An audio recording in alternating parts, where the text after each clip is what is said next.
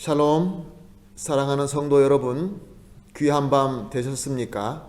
편안히 쉬시고 또 이렇게 첫 시간 하나님 앞에 예배 드릴 수 있으니 얼마나 주님의 은혜가 감사한지 하나님 앞에 찬양을 드릴 수밖에 없습니다. 오늘도 감사하는 마음으로, 간절한 마음으로 예배를 드리면서 말씀으로 큰 은혜를 받게 되시기를 예수님의 이름으로 축복합니다. 우리 다 같이 기도하면서 새벽 기도 시작하겠습니다. 하나님 아버지, 감사합니다. 어저께 밤에도 또 주님께서 함께하여 주시어서 안식하게 하시고 오늘도 이렇게 건강과 주님을 바라볼 수 있는 믿음으로 깨워주시고 예배로 인도하여 주시니 감사합니다. 하나님 아버지, 오늘도 주님의 말씀을 통하여 하나님의 신령한 지혜를 깨닫기를 간절히 소원하고 이 시대에 필요한 비전을 볼 수 있기를 간절히 간구하오니 주님께서 보여주시고 인도하여 주시고 필요한 능력으로 채워 주시옵소서. 예수님의 이름으로 기도합니다. 아멘. 오늘 우리가 하나님께 드릴 찬송은 325장입니다. 예수가 함께 계시니 시험이 오나 겁없네. 325장 우리 하나님께 찬송 올려드리겠습니다.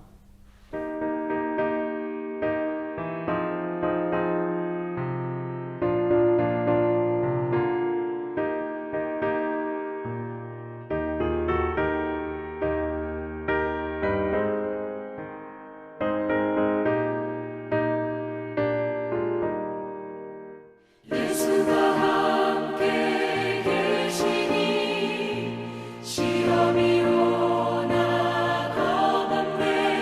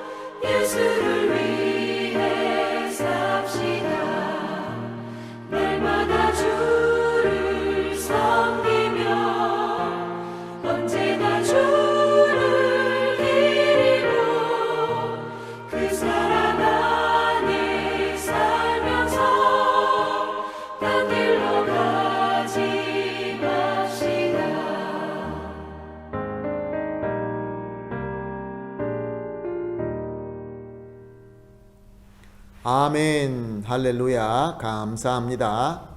오늘 우리가 함께 보실 말씀은 이사야서 4장 1절 말씀, 한 절 말씀만 같이 보시도록 하겠습니다. 이사야서 4장 1절 말씀입니다. 1절 말씀 같이 보십니다. 그날에 7 여자가 한 남자를 붙잡고 말하기를 우리가 우리 떡을 먹으며 우리 옷을 입으리니 다만 당신의 이름으로 우리를 부르게 하여 우리가 수치를 면하게 하리라. 아멘. 9월 23일은 아르헨티나에서 여성 정치권의 날로 정하고 지키고 있습니다.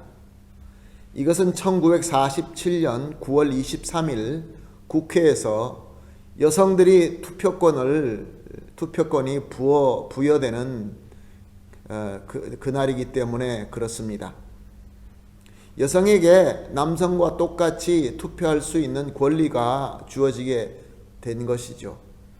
1947년. 그러니까 여성들이 남자들과 똑같이 투표할 수 있고 정치에 참여할 수 있는 그 권리가 주어진 그 시간이 얼마 되지 않았다라는 뜻입니다. 오늘 우리가 보고 있는 이사야서는 이사야 선지자가 활동할 때에 그때가 BC 739년이니까 지금으로부터 2760년 전에부터 일어났던 일이 기록되고 있는 성경입니다. 자, 그렇다고 한다면은 여성의 권리와 여성의 자유가 지금 이렇게 된 지가 얼마 되지 않았으니까 지금으로부터 2760년 전에 여성의 권리라고 하면은 정말로 말할 수 없이 형편없이 낮을 때였습니다. 당시 여인들은 한 남자 아래에 속해 있어야 되고 그 남자에게 평생 동안 복종하면서 자녀를 많이 낳고 그렇게 사는 것이 그때 당시의 여성의 위치였습니다. 그러므로 여성에게는 정치적인 위치나 또 경제적인 권리 이런 것들이 전혀 없었고 외부에 나가서 활동하는 것도 한 남자 아래서 남자의 이름으로만 가능했던 것입니다. 그러므로 한 여성에게 남편이 없거나 남편이 있어도 자녀가 없게 되면은 그때 당시는 저주받은 여인으로 그렇게 취급을 받았던 때입니다. 오늘 본문 말씀을 보니까 그날에라는 말이 나옵니다. 그날이라는 것은 앞으로 유다 백성들이 하나님의 심판의 손으로 말미암아 망하는 그날을 의미합니다. 그날에 어떤 일이 생기느냐 하면은 건장한 남자들은 전쟁에 나가서 다 죽거나 포로로 잡혀가게 되는 것이죠. 역사를 보게 되면은 바벨론이 이 유다를 침공했을 때 수많은 사람들을 죽이고 또 남자들 중에서 정말 노약하고 어리고 병든 자들은 빼놓고 다 포로로 노예로 잡아가는 그런 일이 일어납니다. 그래서 오늘 본문 말씀을 보게 되면은 남자들이 얼마나 희귀했던지 남자와 여자의 비율을 자그만치 1:7로 기록하고 있는 것을 볼 수 있습니다. 그렇게도 하나님 앞에까지 교만했던 시온의 여성들이 이제는 7명이 모여서 단 한 남자라 또 붙들고 애원할 수밖에 없는 그날이 다가온다라고 하고 있는 것입니다. 한 남자에게 그들은 이렇게 부탁한다고 합니다. 당신의 이름으로 우리를 부르게 하여.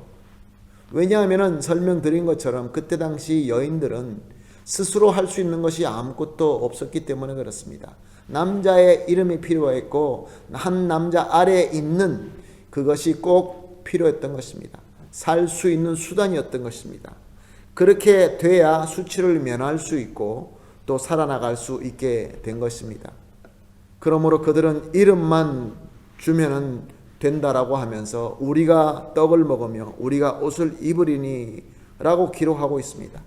먹고 입는 건 내가 알아서 할 테니까 그냥 나를 갖다가 받아만 달라, 당신의 이름만 달라라고 이렇게 사람 구실할 수 있도록 애원하는 그 모습을 예언하고 있는 것입니다. 사랑하는 성도 여러분, 하나님의 말씀을 보면서 특히 이사야서에 이사야가 그 글을 쓰는 거 보면은 정말로 하나님께서 얼마나 당시 사람들을 잘 알아듣게끔, 잘 이해할 수 있게끔 리얼하게 말씀을 기록하게 한지 보면서 우리 하나님의 그 세심한 배려의 마음을 우리가 발견해 볼 수 있습니다. 사랑하는 성도 여러분, 그렇습니다. 그때 유다가 전쟁 없이 오랫동안 평안히 살 수 있었던 것은 유다가 강해서가 아니라 하나님께서 보호해 주셨기 때문에 그렇습니다. 지금 우리가 살고 있는 이 시대에, 이 지역에 전쟁이 없고 평화스럽게 살 수 있다는 것은 우리가 능력 있고 우리가 강해서가 아니라 하나님의 보호함 때문에 그렇게 살 수 있는 것입니다. 시온 딸들이 자기 마음대로 하나님까지 무시하면서 교만으로 살 수 있는 것도 역시 하나님의 긍휼 때문에 그렇게 살 수 있었던 것입니다. 우리가 지금 현대에 살면서도 마찬가지입니다. 우리가 죄를 지으면서 하나님의 마음을 살피지 않고 사람의 눈대로 내 마음대로 살면서도 아무 일이 없는 것은 하나님께서 긍휼하게 우리를 인내하고 참아 주시기 때문에 그렇게 되는 것입니다. 그리고 특별히 이사야와 같이 훌륭한 선지자를 통하여 그들이 쉽게 알아들을 수 있는 일상생활에 자기들의 그 일어나는 모든 리얼한 그러한 스토리로 설명해 주시는 것은 하나님의 사랑과 인내하심 때문에 그런 것입니다. 지금 우리에게도 역시 마찬가지로 하나님의 말씀의 홍수의 시대에 살고 있습니다. 얼마나 우리가 말씀 모기가 쉽고 또 말씀을 풀어서 설교하는 훌륭한 설교들이 얼마나 많이 있고 좋은 책들이 얼마나 많이 있습니까? 이것이 바로 우리 하나님의 사랑이며 하나님의 인내하심인 것입니다. 그런데 오늘 말씀처럼 하나님께서 예언하신 그날은 분명히 우리에게 다가오게 되어 있습니다. 그것이 새로운 시대가 열리는 날이 될 수도 있고 아니면 마지막에 하나님의 심판의 날이 될 수도 있는 것입니다. 그러나 중요한 것은 하나님의 백성이 하나님의 말씀을 듣고 그 말씀대로 사람의 기준으로 살아왔던 나의 삶을 뉘우치고 회개하고 하나님 보시기에 아름다운 삶을 살기로 굳게 결정한 뒤에 하나님의 인도하심에 따라서 순종하면서 열심히 노력하면서 사는 자에게는 그날이 바로 기쁨의 날이 될 것이며 승리의 날이 되게 될 것입니다. 그러나 하나님의 말씀을 듣고도 교만함의 그 마음을 버리지 않고 계속 하나님의 보시기에 좋은 삶으로 돌아오지 않고 고집피면서 세상의 사람들이 좋아하는 방법대로 죄 안에서 자만하고 아나무인적으로 살게 되면 그날이 다가올 때에 그날은 재앙의 날이며 수치의 날이 되고 마는 것입니다. 어저께 말씀에 이어서 오늘 말씀 이 안에 있는 하나님의 메시지는 너무나 쉽고 간단하고 명료합니다. 하나님의 눈에 보시기에 아름답고 하나님의 보시기에 좋은 그 삶으로 돌아오라, 회개하고 돌아오라 라는 것이 하나님의 메시지인 것입니다. 그런데 이렇게 간단한 메시지고 이렇게 알아듣기 쉬운 메시지임에도 불구하고 사람들은 진정으로 모릅니다. 왜냐하면 이 메시지를 지식적으로만 듣기 때문에 그렇습니다. 머릿속에 담을 수 있는 하나의 정보로서만 듣고 알기는 알지만 전인격적으로 이해하지 못하고 깨닫지 못하는 것입니다. 그러므로 이 시대에 살고 있는 저와 여러분의 사명은 아주 중요합니다. 오늘 말씀을 통하여 지금 우리가 살고 있는 이 시대 가운데 하나님께서 주시는 메시지와 우리의 사명은 무엇입니까? 하나님 보시기에 좋은 삶, 하나님 뜻대로 사는 삶, 그 삶을 살아서 이 시대의 이 말씀을 들어도 알아듣지 못하는 이 시대에 저와 여러분이 하나님의 본이 되어야 되는 것입니다. 한마디로 바로 그리스도의 빛이 되어야 되는 것이죠. 자, 그렇다고 한다면 어저께에 이어서 우리가 하나님의 빛이 되는 삶은 도대체 무엇입니까? 과연 하나님께서 지금 나를 통하여 하나님께서 원하시는 삶은 무엇이겠습니까?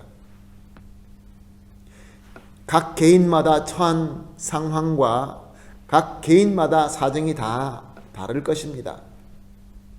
저와 같은 목회자에게는 하나님께서 기뻐하시는 삶, 하나님 보시기에 아름다운 삶은 매일같이 여러분을 위하여 기도하고 축복 기도하고 또 여러분의 문제를 위해서 기도하고 말씀 열심히 준비하고 말씀을 여러분에게 하나님의 뜻대로 성령께서 인도하시는 대로 선포하는 것이 바로 하나님께서 기뻐하시는 삶인 줄로 믿습니다. 그러면은 여러분들은 어떤 것이 여러분이 처해 있는 그 상황에서 어떻게 하는 것이 하나님의 마음에 기뻐하는 삶이 되겠습니까? 우리가 생각할 때 일어나서 온 세계를 우리가 구원하고 온 세계 평화를 위해서 그렇게 위대한 일을 해야 되겠다. 물론 하나님께서 그런 사람들을 세워서 사용하시기도 합니다.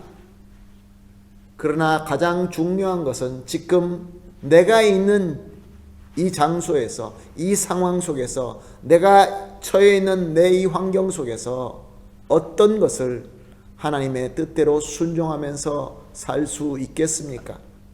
오늘은 우리가 기도하면서 좀 더 묵상하며 더 기도하면서 개인적으로 기도하면서 적어도 3가지 정도로 내가 하나님을 위하여 하나님께서 기뻐하시는 대로 무엇을 할 수 있을까 고민하면서 기도하시기를 예수님의 이름으로 부탁드리며 예수님의 이름으로 축복합니다.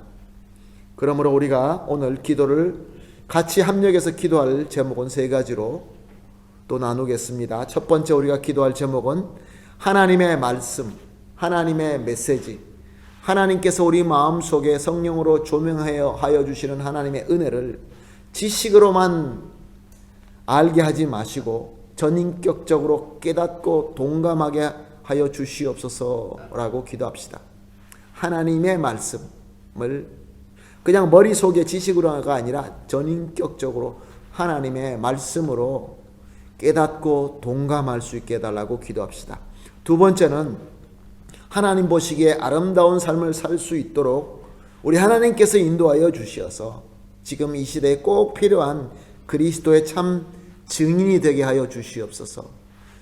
예수 그리스도의 본이 되게 하여 주시옵소서라고 우리가 두 번째로 기도하고 마지막으로 지금 전염병을 비롯하여 여러 문제로 말미암아 답을 찾지 못하는 이 시대에 하나님의 능력으로 참 빛이 되게 하여 주시옵소서.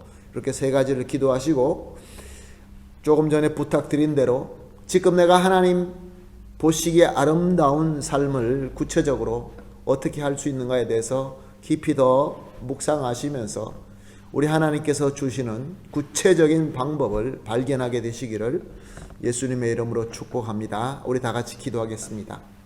하나님 아버지 감사합니다.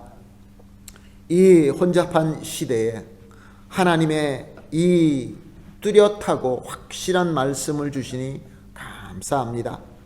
그러나 하나님 아버지 하나님의 말씀을 그저 하나의 지식으로만 알게 하지 말게 하여 주시옵시고 전인격적으로 깨닫고 동감하게 하여 주시옵소서. 또한 하나님 아버지여 이 말씀으로 통하여 이제 하나님께서 보시기에 아름다운 삶을 어떻게 살 수 있는 것을 깨닫게 하여 주시고 그 깨달음을 순종하게 하여 주심으로 말미암아 지금 이 세상에서 그리스도의 참 증인이 되게 하여 주시옵소서. 하나님 아버지 지금 이 세계는 이 시대는 전염병을 비롯하여 여러 가지 새로운 문제로 말미암아 답을 찾지 못하고 표류하고 있습니다. 하나님 아버지 이 시대에 하나님의 능력으로 참 빛을 비출 수 있게 하여 주시옵소서. 감사하며 예수님의 이름으로 기도합니다. 아멘.